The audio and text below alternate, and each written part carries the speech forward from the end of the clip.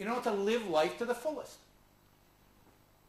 So her morality is called morality of rational egoism or rational selfishness. And the idea is using one's mind as one's main way in which one gains values.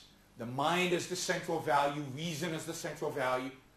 But that one should pursue one's own values, live one's own life for oneself, and deal with other people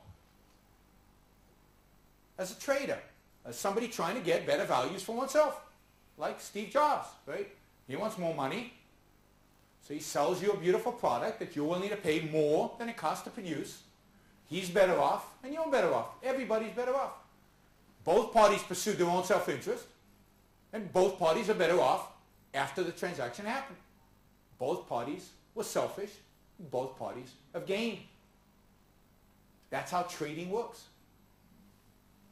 Now, think about a morality like that.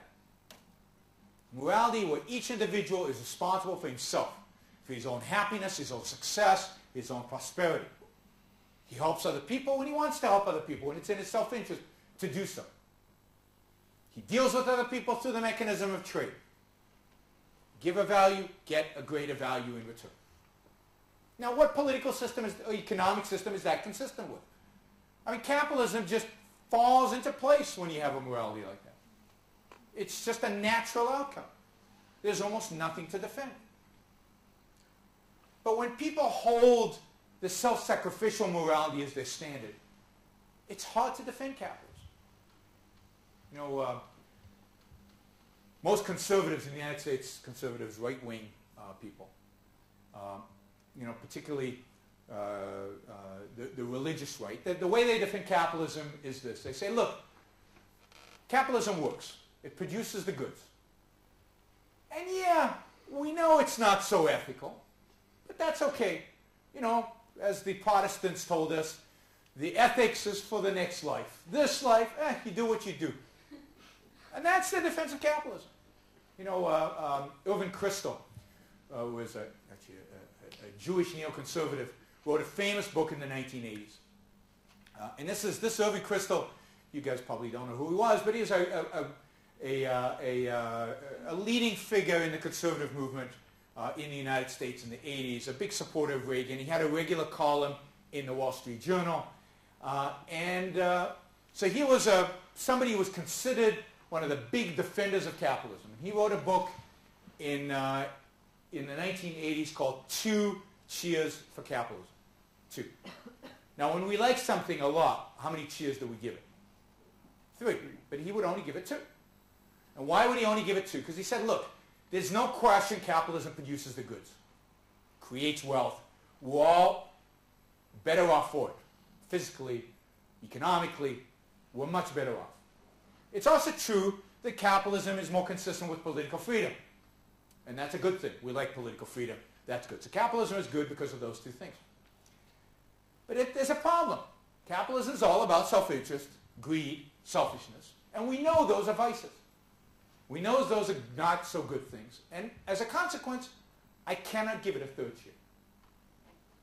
And one of his really good friends, Michael Novak, also a neoconservative, Catholic in this case, was in Asia in the 1990s giving a speech about the morality of capitalism, telling the audience how wonderful capitalism is.